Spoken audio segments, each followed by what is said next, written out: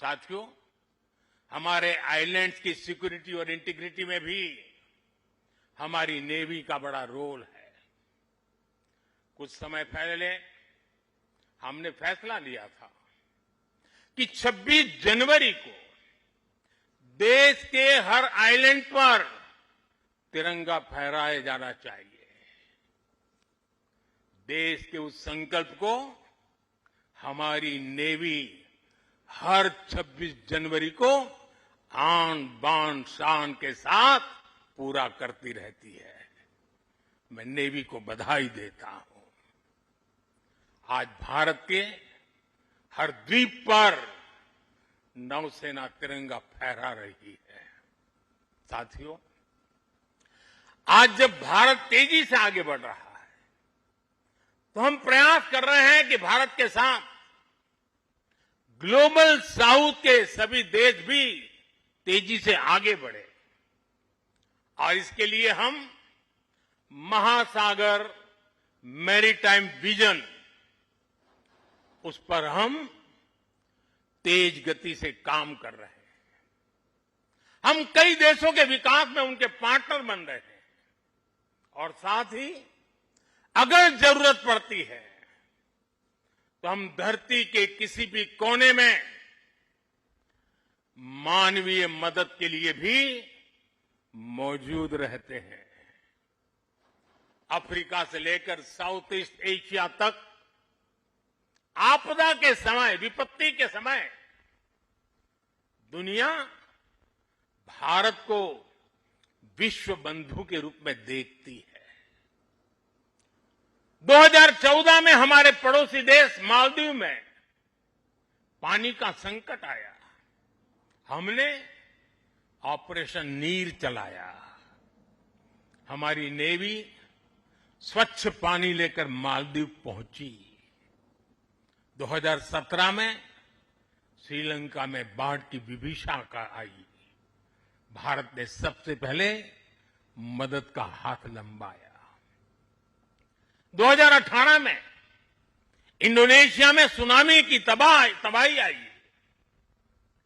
भारत राहत बचाव के कामों में इंडोनेशिया के लोगों के साथ कंधे से कंधा मिलाकर खड़ा हो गया।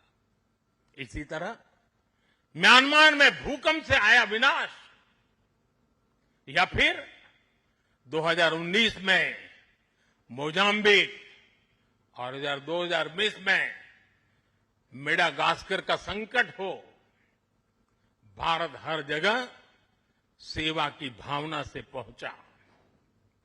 साथियों, हमारी नौसेनाओं ने विदेश में फंसे लोगों को सुरक्षित लाने के लिए भी समय समय पर अभियान चलाए हैं। यमन से लेकर सूडान तक जहां जहां जरूरत पड़ी, आपके शौर्य और साहस ने दुनिया भर में रह रहे भारतीयों के भरोसे को बहुत मजबूत किया है। हमने हजारों विदेशी नागरिकों का भी जीवन बचाया है। सिर्फ भारतीयों का नहीं, उस देश में फंसे हुए कई देश के नागरिकों को भी हम बचा करके निकाल करके लाए, उनके घर तक पहुंचाया है। साथियों, हमारे सैन्य बलों ने जल, थल, नभ हर मोर्चे पर और हर परिस्थिति में देश की सेवा की है, समर्पण भाव से सेवा की है, पूरी संवेदनशीलता के साथ सेवा की है। समंदर में हमारी नेवी देश की समुद्री सीमाओं और व्यापारिक हितों की सुरक्षा के लिए तैनात रहती है। आकाश में हमारी एयरफोर्स भारत की सुरक्षा के लिए प्रतिबद्ध रहती है और जमीन पर तपते रेगिस्तान से लेकर ग्लेशियर तक हमारी सेना, हमारे बीएसएफ के जवान, हमारे आईटीबीपी के जवान सब मिलकर के चट्टान की तरह खड़े रहते हैं। इसी तरह अलग अलग मोर्चों पर SSB, Assam rifles, CRPF, CISF और इंटेलिजेंस एजेंसीज के जवान भी सीमलेसली एक यूनिट के रूप में हर जवान मां भारती की सेवा में डटा रहता है। मैं आज भारतीय तटरक्षक इंडियन कोस्ट गार्ड की भी सराहना करूंगा। वो जिस तरह नेवी के साथ समन्वय बनाकर हमारी कोस्टलाइन सिक्योरिटी में दिन रात तैनात रहते हैं, उनका योगदान राष्ट्र रक्षा की इस महायज्ञ में बहुत ज्यादा है। साथियों, हमारे सुरक्षा बलों के पराक्रम और हमारे सुरक्षा बलों के साहस के कारण ही बीते वर्षों में देश ने एक और बड़ी उपलब्धि हासिल की है। ये उपलब्धि है माओवादी आतंक का खात्मा। आज देश नक्सली माओवादी आतंक से मुक्ति के कगार पर है। मुक्ति दस्तक दे रही है दोस्तों। 2014 से पहले देश के करीब 125 जिले माओवादी हिंसा की चपेट में थे। 125 जिले, और वो 125 जिले पिछले 10 साल की मेहनत के कारण ये संख्या घटती गई और अब 125 से घट करके सिर्फ 11 रह गई है। 11।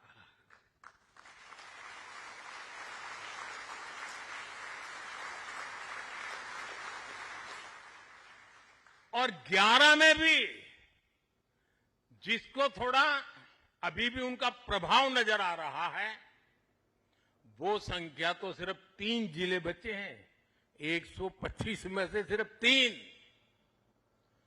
100 से ज्यादा जिले माओवादी आतंक से पूरी तरह आजाद होकर पहली बार खुली हवा में सांस ले रहे हैं। शानदार दिवाली इस बार मना रहे हैं। करोड़ों लोग पीढ़ियों बाद पहली बार डर और खौफ से, उसके साए से निकलकर विकास की मुख्य धारा का हिस्सा बन रहे हैं।